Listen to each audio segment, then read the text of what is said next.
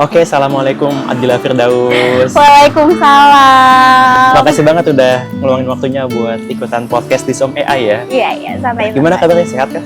Sehat, alhamdulillah sehat. Lo gimana? Alhamdulillah sehat. Kita udah lama banget ya ketemu semenjak Banget. SD kalau nggak salah. Iya, banget udah lama Kita banget. SD beda 2 tahun tapi pas kuliah satu angkatan. Iya nggak sih? benar, kita satu angkatan. Soalnya gue pernah gap year setahun waktu Kenapa itu. tuh gap-nya? Waktu itu memang ini sih namanya anak SMA ya, itu banyak yang masih idealis lah dan terlalu terdoktrinasi oleh BK yang kayak, oh iya anak IPA kalau misalnya mau bagus tuh cuman di teknik atau kedokteran. Nah dulu kan yang emang major wow-nya itu kan, tapi ternyata kayak sayangnya waktu itu gue juga salah sih, effort belajarnya kurang kali ya, jadi nggak dapet. Oh, jadi awalnya pengen masuk kedokteran tuh? Enggak, teknik. Makanya Kenapa tiba-tiba pengen teknik? ya itu dia, karena terdoktrinasi dengan image kalau mau sukses jalannya antara Teknik. kedokteran atau teknik. Padahal kan ternyata jalan untuk menuju sukses tuh banyak banget ya. Ya selagi lo nya juga effort belajar gitu kan. Dan Jadi sangat ujungnya masuk kemana tuh? Ujungnya sekarang baru lulus dari ilmu ekonomi FEB UGM. FEB UGM. FEB UGM. Itu hebat banget sih. Ada banding setir ya. Tapi walaupun gap year setahun tapi dapat yang bagus banget itu kayaknya worth it deh. Alhamdulillah sih, kemarin juga di FEB UGM juga gue sempat ikut beberapa acara, jadi aktif jadi kepala departemen di beberapa organisasi. Gue juga ikut volunteer, gue juga sempat ikut part time job, sempat jadi asisten dosen, bahkan juga gue sempat dapat Pertamina Bentar. Itu gimana caranya menghandle untuk semua kesibukannya? Yes, Tadi kan dapat juga beasiswa ya? Iya betul. Apakah Itu dapat nggak kuliah? itu juga Gimana? itu kuliah, tapi memang key-nya adalah time management aja sih. Time management. Time management. Dan yang pengalaman gue kemarin itu kan gak semuanya dalam satu waktu bersamaan ya, ada timeline-nya gitu kan. Misalnya kayak di tahun pertama kedua gue emang fokus untuk lebih ke arah organisasi, karena memang di tempat gue itu organisasi itu fokusnya tuh di tahun ke-1 sampai 2. Oh. Nanti setelahnya tahun ketiga keempat gue lebih fokus ke arah ngembangin, gue tuh belajarnya pengennya di mana sih gitu kan, sambilan karena udah rada mulai slow. Penjurusannya ya? Iya betul, kayak ekonomi itu kan banyak ya, ada ekonomi publik, ekonomi internasional, ada ekonomi moneter. Nah di situ kita mulai fokus tuh, gue mulai fokus ke ekonomi moneter. Tapi karena gue ngerasa kok rada gabut ya, kayak gak ngapa-ngapain, cuman udah nggak ada organisasi, akhirnya gue coba cari yang lain nih kesibukan. Makanya gue masuk ke volunteer. Terus sambil sesekali gue juga cari-cari info tentang beasiswa. Berarti kalau bisa disimpulkan adalah lo orangnya memang suka dengan kesibukan.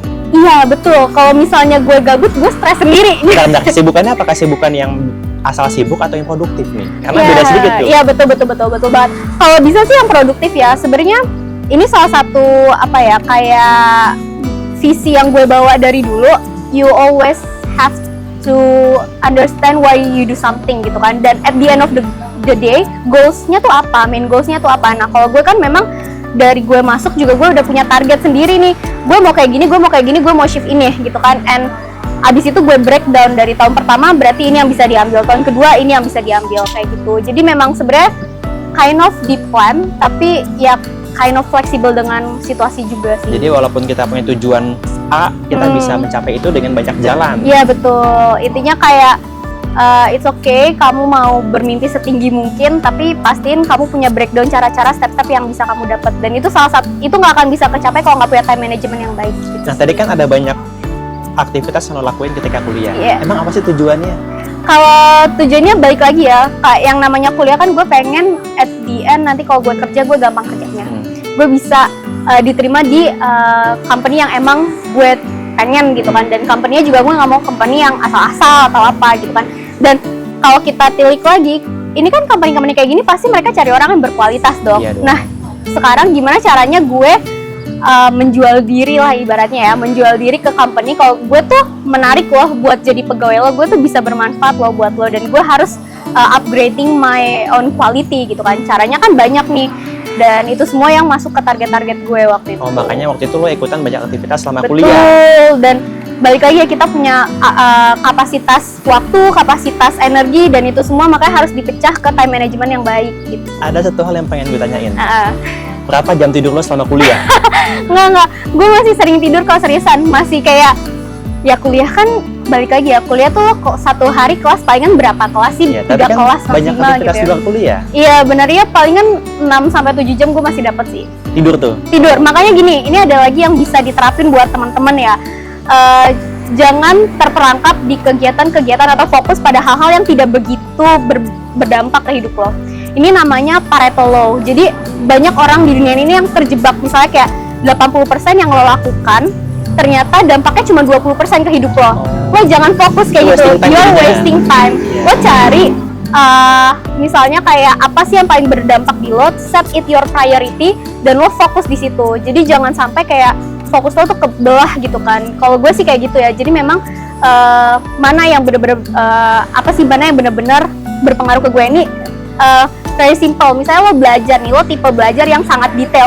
Semua buku, semua paragraf lo stabiloin gitu kan. Apakah akan bermanfaat ke lo? Enggak, belum tentu gitu kan. Karena nggak semua di situ kepake informasinya. Dan apakah effort lo bagus? Iya, bagus banget. Tapi kan itu capek ya, bikin capek.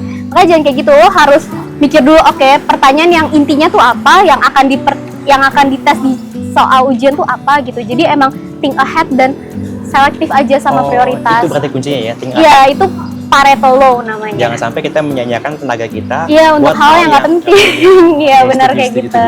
Tadi kan sempat disinggung kalau misalnya lo tuh dapat beasiswa Pertamina kalau nggak salah ya? Iya benar, beasiswa Pertamina, alhamdulillah. Itu gimana caranya di tengah kesibukan lo yang begitu padat, tiba-tiba dapat beasiswa? Apakah memang udah direncanain di awal pengen dapat beasiswa atau gimana tuh? Iya, sebenarnya kalau dari awal gue kuliah, gue pasti pengen banget punya beasiswa ya. Di awal kuliah tuh? Iya, ya pastilah, kita kan itu kayak, wah beasiswa. Soalnya ada gitu orang yang udah memiliki kemampuan finansial yang bagus di awal, jadi dia nggak pengen punya beasiswa lagi. Nah, kalau gue tuh ngeliatnya dulu, gue pengen bisa dapat beasiswa yang memang prestis lah ya, maksudnya emang untuk meningkatkan bergengsi dan emang meningkatkan rasa kepercayaan diri gue dan lain-lain. Cuman kan memang kita juga harus lihat-lihat ya, beasiswa zaman sekarang itu memang banyak yang sudah diperuntukkan untuk teman-teman kita yang mungkin dari segi ekonomi kurang mampu gitu kan. Cuman di beasiswa Pertamina ini beda gitu kan. Beasiswa Pertamina ini dia memang memberikan kuota untuk teman-teman yang kurang mampu, tetapi dia juga membuka peluang buat teman-teman yang apa ya gue nyebutnya, prestasi. Mungkin ya dia berprestasi dan mungkin lebih ke arah ini ya, teman-teman yang ngerasa gue tuh cukup kok ekonominya, tetapi gue pengen lebih gitu, atau enggak kayak gue dibilang miskin enggak, tapi kalau misalnya gue kuliah gue ngep-ngepan misalnya kayak gitu, itu tuh bisa banget pas-pasan gitu kan ya kaum menengah misalnya kayak gitu. Itu nah, apakah ada beda-beda bidang atau bagaimana? Enggak sih, kalau misalnya dari Pertamina sendiri kan kemarin ada ngasih yang memang untuk afirmasi, untuk reguler gitu kan. Nah itu tuh mereka kalau yang afirmasi itu lebih ke arah yang daerah luar kota yang jauh-jauh gitu kan, yang misalnya kayak di Sumatera, dari apa. Kalau yang reguler itu emang lo dicek aja gitu mana yang kurang mampu. Jadi mana yang emang berprestasi. Dua beda ya itu ya, beda jalan ya. Betul, dan itu berarti ya nggak apa-apa sih, maksudnya kayak bisa untuk semua orang gitu kan.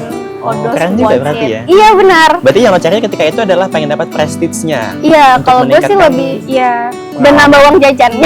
Realistis ya, nambah uang jajan gitu. Emang berapa nominalnya kalau boleh tahu selama 2 tahun ya kalau nggak salah ya? Iya, jadi kalau beasiswa Pertamina itu untuk 4 semester itu in total bisa 35,5. 35. Jadi satu semester bisa 9 jutaan. Iya benar, 9 jutaan. Karena kita itu waktu itu dapat satu semesternya bantuan pendidikannya itu 4 juta, terus tiap bulannya ditransfer 750.000 untuk dana bantuan hidup, sama kita ditransfer 1 tahun itu tuh 750.000 lagi untuk kita melakukan bantuan sosial, dana sosial gitulah, aksi sosial gitu. Itu lumayan juga ya. Lumayan banget. 9 juta per semester, sedangkan banyak UKT di bawah itu kan? Benar, jadi kayak kalau misalnya sisanya buat jajan. Kita buat jajan. Tapi kalau dari gue sama teman-teman UGM sendiri itu yang 750.000 per tahun ya, yang per tahun itu kan emang untuk dana sosial. Nah jadi kita kumpulin uang 750.000 kita semua bareng-bareng, terus kita ngelakuin aksi gitu. Jadi sekaligus aksi yang besar.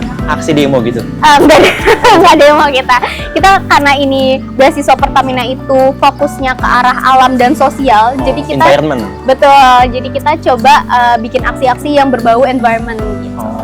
Paham. Nah, boleh nggak sih diceritain bagaimana perjalanan lo ketika awal pengen daftar beasiswa dan tiba-tiba dapetnya Pertamina? Dan kenapa lo malah milih Pertamina gitu? Kenapa nggak yang lain? Kenapa gue milih Pertamina?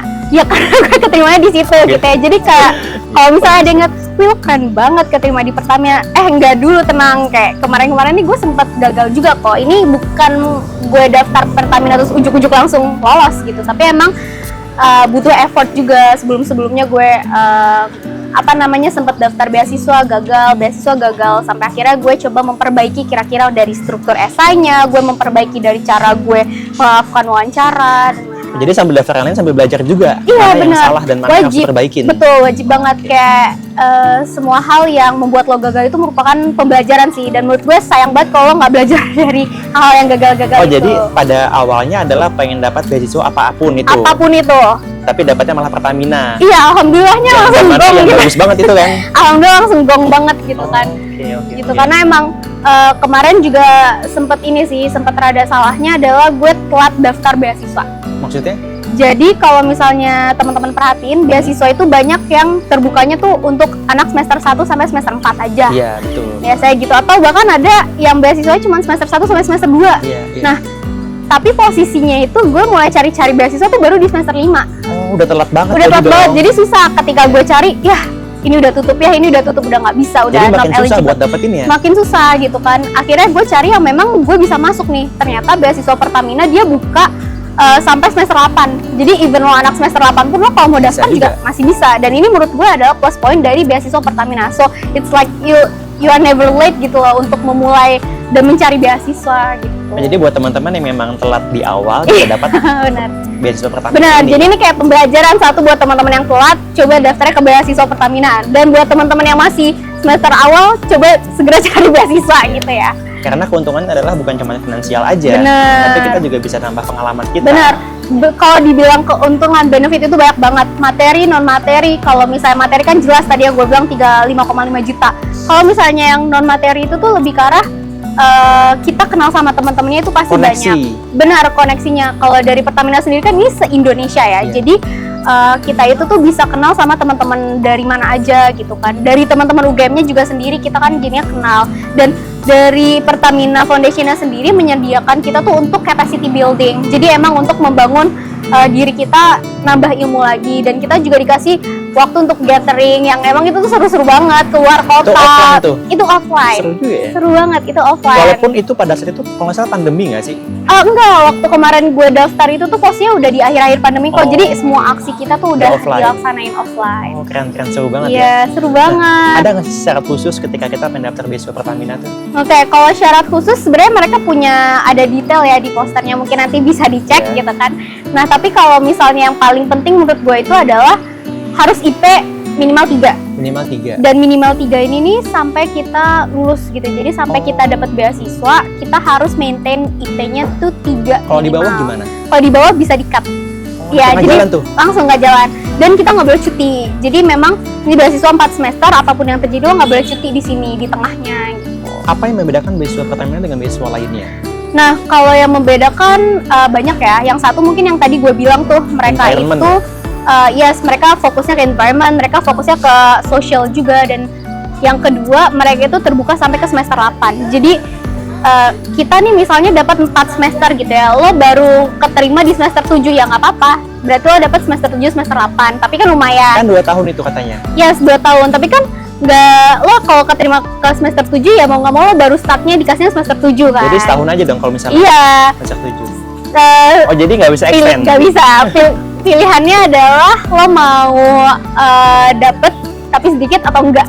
Iya dong. Nah terus, tapi kalau misalnya setahu gue ini kalau mereka tuh 4 semester itu sampai dapat SKL. Oh. Jadi kalau misalnya emang ada yang nyampe semester Berarti 9 bisa ya kita mundur-mundurin dong supaya nggak dapat mundur-mundurin, SKL. tapi is it worth it? Nah itu kan balik lagi ke Iya, masing-masing kan kita ya. nggak bisa lulus jadinya. Betul. Dan mungkin kelebihannya adalah yang nomor 3 menurut gue, ini nih dia benar-benar terbuka se-Indonesia. Se-Indonesia? Se-Indonesia. Apakah ada batas maksimumnya?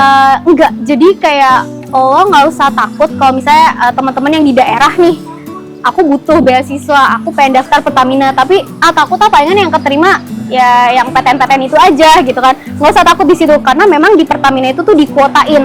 Jadi ketika gue daftar dan gue tes yang bagian misalnya kayak FGD-nya gitu-gitu ya, itu tuh semua gue diadunya sama anak UGM lagi. Oh, oke. Kayak anak Jadi, UI diadunya sama anak UI kuotanya tuh lagi. per kampus? Yes, jadi ada per kampusnya. Gue kurang tahu sistemnya ya di balik layar per kampus atau per wilayah, tapi memang kita diadunya per kampus gitu. Ketika Jadi interview atau itu ketika di tahap terakhir, jadi kayak FGD-nya gitu. emang tahapan apa aja kalau gitu? Kalau tahapannya yang pertama kan udah jelas itu seleksi berkas dulu ya. Berkasnya lo Administrasi. eligible atau enggak, lo berprestasi atau enggak, dan lo itu memang benar-benar anak yang aktif di kampus atau tidak, lo anak yang peduli lingkungan atau sosial enggak gitu kan. Dan yang kedua itu adalah dari sisi esai. Jadi nanti lo akan disuruh bikin esai singkat yang mereka tiap tahun punya temanya masing-masing. Lo bikin itu nanti diseleksi.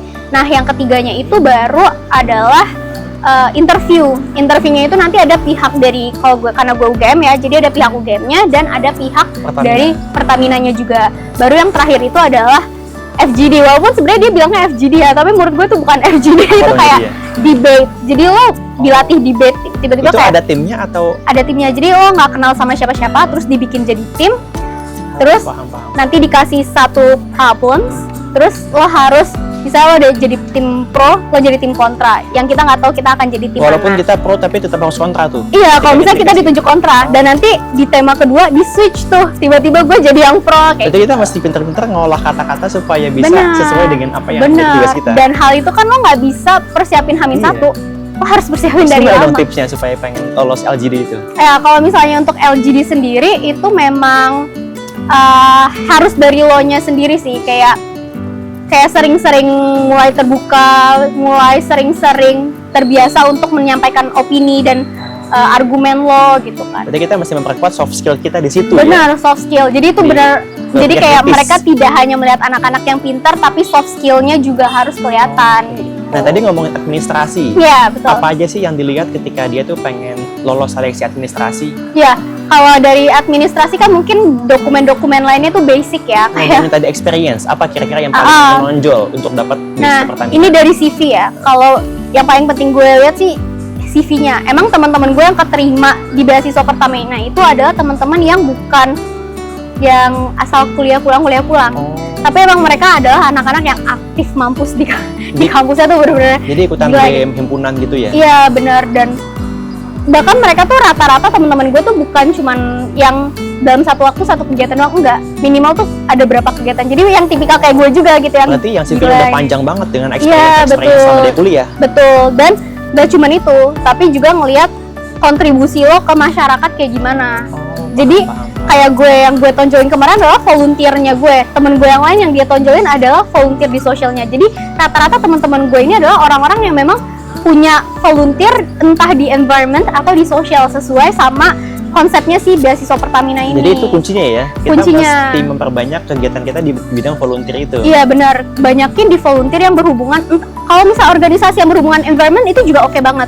Pokoknya memang mereka mencari orang-orang yang peduli dengan environment dan peduli dengan sosial. Karena sesuai dengan tujuan dia di awal ya. Betul, mereka kan memang fokusnya ke environment sama sosial. Nah, tadi ngomongin esai, kira-kira apa sih yang perlu kita tonjolin supaya kita lolos di esainya? Oke, jadi kalau misalnya esai, mereka itu kan punya batasan ya. Gue Maksimal rada lupa. kata-katanya? Maksimal halaman kalau gue nggak maksimal salah kayak halaman. cuman 1 halaman deh. Satu halaman doang. Iya, dan Sedikit itu susah. sekali. Kalau menurut gue susah ya. Gimana caranya lo bisa menarik orang-orang ini tertarik untuk baca esai lo tanpa memikirkan kayak oh ya ini bertele-tele atau apa, tanpa memikirkan ini sama aja gitu kan. Lo harus stand out di situ.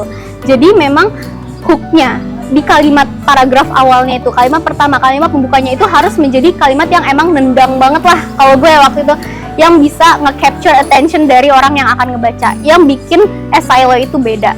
Nah, gimana tuh tipsnya tuh? Nah itu rada susah ya, karena kayak it needs exercise juga sih menurut gue. Cuman think out of the box aja. Misalnya lo pengen lo bisa aja mulai dari hal-hal yang misalnya dari quotes, atau enggak misalnya lo mulai dari membahas tentang Data misalnya ya. data. Itu boleh, tapi it's kind of ini ya, bisa 50-50 sih, tergantung yang ngebaca. Cuman menurut gue kayak quotes, atau enggak misalnya hal-hal, misalnya kalau gue tuh quotation dari orang gitu kan, pokoknya hal yang apa nih beda strukturnya, atau enggak misalnya kayak lo nge-flashback cerita lo masa kecil yang latar belakangnya ini itu gitu kan. Dan Jadi kalau nulis esai apa yang menjadi kalimat pertama kalau itu? wah gue rada lupa ya, itu udah lama banget, kayak setahunan lebih ya. Cuman waktu itu seingat gue pasti masukin quotes dulu sih, Quotes di awal quotes tuh. yang misalnya kira-kira menjadi latar belakang dari ini semua. Oh, gitu. jadi kayak filosofi hidup lo apa ya? Betul gitu kan. Tapi balik lagi, mereka kan punya tema nih ya.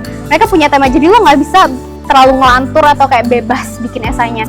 Jadi Kalau saran gue adalah bikin esainya itu simple, bisa dilaksanakan, dan memang itu berhubungan sama lo. Karena biasanya tuh tema esainya mereka adalah gimana cara kita men-solve sebuah environmental problems atau solving social problems. Susah gitu. juga ya. Iya, jadi kayak banyak banget lo yang nentuin nih problemnya mau apa yang lo mau tackle, dan lo juga harus nentuin solusinya apa. Berarti kita mesti update tentang isu-isu begituan. Betul. Lo harus update juga sih kayak hal-hal yang seperti itu. Dan gue ngebandingin ya sama esai temen gue yang sempat daftar tapi nggak lolos di bagian seleksi esai. Bedanya punya dia itu bagus dari segi kalimat, cakep banget. Tapi sayangnya masalah yang dia propose itu sangat kompleks. Jadi dia sangat kompleks, caranya sangat kompleks. Sedangkan lo cuma dapat beasiswa itu 2 tahun. Kayak nggak realistis. Nggak realistis. Makanya gue bilang lo cari permasalahan yang as simple as you can, yang bisa lo bener-bener selesain gitu kan. Karena mereka butuh orang-orang yang nggak cuma banyak cincong, tapi emang lo bisa put action. Bener, actionsnya kuat gitu kan. Dan harus kalau bisa ya, yang sehubungan sama lo. Entah itu yang sudah pernah lo lakukan atau entah itu yang berhubungan sama jurusan lo. Kalau gue kemarin waktu itu gue ngambilnya topiknya ekonomi sirkular untuk UMKM, karena gue punya background ekonomi dan gue punya background untuk pembinaan UMKM. Jadi gue ambilnya ke situ. Oh, jadi untuk menulis esai pun kita juga mesti punya pengalaman sebelumnya. Iya, benar banget. Makanya kan kayak ya banyak sih yang harus disiapin, saling berhubungan. Makanya selagi lo kuliah ya udah banyak-banyakin aja pengalaman. You'll never know pengalaman yang mana yang akan bermanfaat buat lo kok gitu. Jadi selama kita masih kuat, masih punya waktu, maksimalin itu ketika kita jadi mahasiswa. Iya benar, karena mahasiswa tuh benar privilege-nya sebanyak itu. Nanti ketika kalian sudah lulus, udah jadi mahasiswa itu udah banyak banget privilege yang hilang gitu kan. Gitu sih kalau misalnya untuk essay ya, yang penting concise, make it concise, dan kalau perlu juga database sih. Kalau gue waktu itu karena gue anak ekonomi juga, jangan terlalu banyak yang men-stating only your common sense. Lo nggak bisa ngomong common sense ini lebih ini dari ini tanpa adanya data. Jadi coba buat mahasiswa-mahasiswa juga biasakan kalau misalnya ingin berargumen, lo harus tahu memang ada faktanya tuh apa sih gitu kan. Jadi jangan cuma memakai common sense, karena kalau pakai common sense tuh nggak ada akhirnya gitu loh. Cuman kan kita nggak tahu mana yang benar mana yang salah gitu kan. Tadi kan udah administrasi, esai, yang ketiga interview. Yang ketiga interview, betul. Kalau itu interviewnya apakah sama orang Pertamina atau bagaimana? Ya, jadi kalau interview itu nanti ada orang UGM-nya dan ada orang Pertamina. Jadi setiap kampus punya perwakilan tuh? Iya, benar, semua kampus. Nah, gimana kalau kampus yang nggak ada perwakilannya? Itu pasti ada, karena memang ini tuh menurut gue ya, emang Pertamina tuh kan kerjasamanya langsung sama kampus ya. Jadi sama pasti bagian yang kemahasiswaannya kampus. Jadi mungkin aja ada kampus yang nggak bisa ikutan karena nggak partner sama Pertamina. Itu kayaknya kalau menurut gue pasti ada jalurnya juga kok, karena emang mereka bener-bener ngebuka banget kok. Gitu. Jadi sangat open buat semuanya. Sangat open buat semuanya. Gimana tuh tips buat lolos interviewnya? Kalau lolos interview itu balik lagi ya. Ini kayak kind of general untuk semua interview adalah yang pertama lo harus percaya diri. Lo harus percaya diri sama kemampuan lo, dan lo harus bisa mengartikulasikan opini lo dengan baik gitu. Dan menurut gue kalau misalnya lagi interview itu ya lo jujur aja. Jangan terlalu ngebokis atau apa, karena itu akan kelihatan sendiri. Dan poin penting dari interview ini adalah mereka akan ngecek esai lo. Oh, itu poinnya. Kalau bohong ketahuan. Kalau bohong ketahuan. Jadi kayak misalnya kemarin gue nulis esai gini. Itu tuh ditanyain, kemarin esainya tentang apa? Kenapa pilihnya ini? Jadi kayak semacam sidang dadakan gitu. Itu juga kita nggak bisa joki esai ya? Nggak bisa, jangan ya. Jangan joki esai. Jadi kayak emang mereka mau make sure ini emang lo kerjakan, mereka ingin make sure emang ini bisa lo achieve, dan mereka mau make sure kalau itu juga aktif, gak aktif di kampus doang. Bahkan gue ditanyain, kalau di rumah kamu ngapain aja? Sampai ke sana ya? Betul, kayak apakah gue orang yang cukup bersosialisasi dengan tetangga dan lain-lain. Tipsnya gimana supaya lolos interview itu? Maksudnya kayak tips khusus, apakah kita mesti mock up interview dulu sebelumnya? Kalau gue sih ya, kalau misalnya mau interview gitu paling aman adalah lo coba pikirin kira-kira pertanyaan apa yang akan mereka tanya gitu kan. Kalau misalnya lo punya kakak tingkat yang udah keterima di beasiswa Pertamina, apa lo tanyain kemarin ditanyain apa gitu kan. Jadi approach orang-orang gitu kan. Dan lo coba list down kira-kira kalau gue ditanya ini gue jawab apa ya. Pokoknya any kind of questions yang kira-kira akan muncul, lo siapin jawabannya gitu. Oh, jadi jangan tiba-tiba interview nggak ada persiapan ya? Jangan lo interview terus kayak udah interview doang, gue langsung tek gitu, nggak bisa gitu Oke. kan. Terus kan tadi kan udah interview, setelah itu LGD ya. Betul. Itu gimana tuh tipsnya supaya lolos LGD juga? Itu susah sih, kayak buat gue dari semuanya itu yang paling intens. Yang LGD itu. Yang LGD itu. Jadi kayak waktu itu gue digabungin ke berapa? Kayaknya dalam satu grup itu tuh ada 8 orang, terus dari 8 orang ini dipecah 4 orang jadi tim pro, 4 orang jadi tim kontra. Oh, temanya apa tuh waktu itu? Itu gue rada lupa sih, cuman itu ada 3 tema. Oh, 3 tema. 3 tema dan lo kayak cuman dibacain doang nih problemnya seperti ini. Berarti lama dong. Iya, itu lama banget. Itu lama dan paling intens karena at that time tuh tim lawan gue tuh anak-anak FISIP, anak-anak FH, anak Ilkom yang kayak Oke. wah gitu.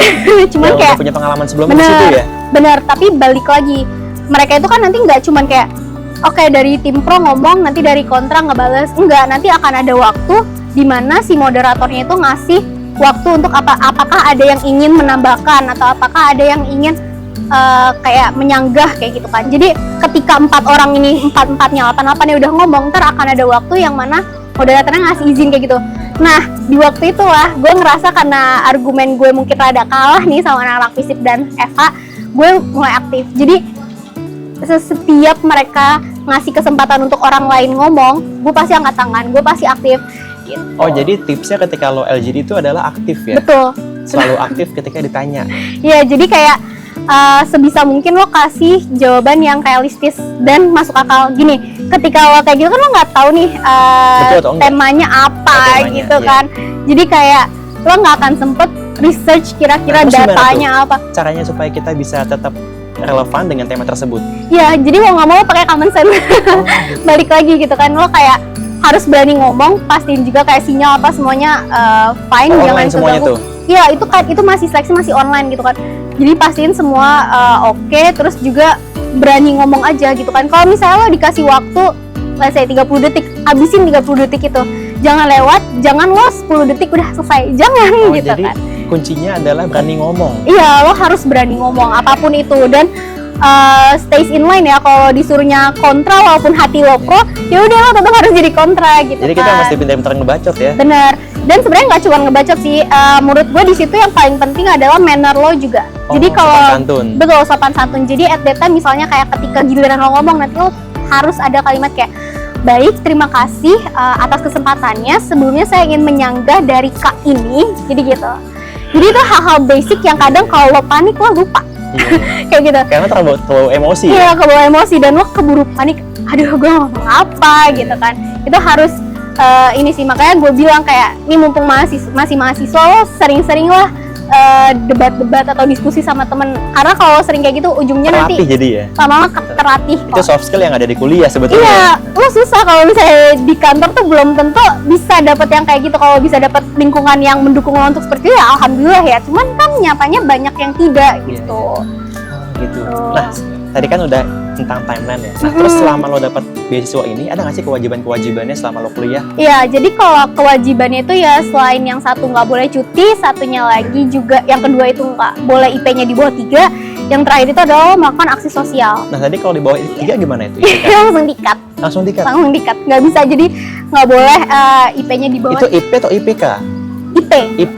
IP. Berarti tiap semester pasti Tiap dicek tuh. semester dicek. Jadi kayak lo dicek apakah benar nih anak Serem juga kuliah, apakah nih anak IP-nya turun gitu kan. Jadi bukan IPK Nah, itu. terus yang ketiga tadi ada aksi sosial. Itu maksudnya gimana tuh? Ya, jadi nanti lo dipersilakan untuk melakukan aksi sosial apapun itu dari 2 tahun ya. 4 semester tuh lo dikasih jatah kan 750.000, 750.000.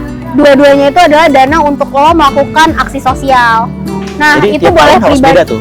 Tiap tahun boleh beda, boleh sama. Jadi benar-benar mereka nggak ada requirement. Jadi nggak boleh rapel. Iya, nggak boleh dong. At least 2 kali lah. Dan jangan sampai mereka nggak ada KPI juga ya. Oh, jadi bebas. Jadi kita yang nentuin. Soalnya juga dananya kecil ya. Bener. Tapi 750.000, 1,5 juta orang. Ya yang keterima, let's say 20 itu kan Oh, digabungin tuh kita semuanya. gabungin karena mereka ngebolehin kok, mau misalnya aksinya sendiri-sendiri boleh, Oh. mau aksinya digabungin teman-teman boleh. Jadi tergantung gimana kitanya Betul. enaknya ya. Kayak Jadi 20 juta untuk aksi sosial kan udah Berarti fancy kalau banget. sendirian juga boleh dong. Iya boleh. Kita kayak ngelakuin hal yang kecil pun juga boleh. Benar, itu boleh. Kayak misalnya lo kayak pengen penyuluhan di dekat rumah nih di apa sih namanya di RW gitu kan ya kok Kan gampang banget tuh, boleh tuh. gampang banget boleh. Nah, terus ada nggak sih kayak semacam pelatihan tiap semester atau pembinaan tuh ada? Itu capacity building, tapi Capacity so far karena kita se-Indonesia jadi capacity buildingnya masih online. Online tuh. Paling- Setiap berapa bulan? Itu nggak tentu sih, kadang nanti tiba-tiba dikasih aja materinya sama mereka. Itu apakah wajib atau boleh izin? Itu wajib.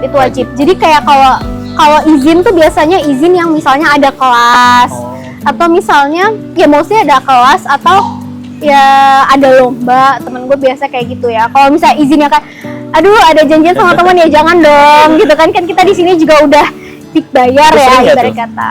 Sering nggak tuh Iya, pembinaannya? dan biasa capacity building itu tuh ada kayak door prize gitu juga. Seru juga ya. Seru juga, misalnya kayak nih di capacity building ini siapa yang paling aktif nanti dikasih uang lagi. Makanya gue bilang nih sebenarnya Dikasih uang tuh. dikasih uang GoPay misalnya kayak gitu. Jadi apa ya, menurut gue tuh beasiswa Pertamina tuh sangat easy money dan lo nggak harus capek yang kayak entar tiba-tiba kerjainnya tiap bulan atau apa ada targetnya. Enggak, targetnya adalah lo melakukan aksi sosial 2 kali dalam 2 tahun itu kan.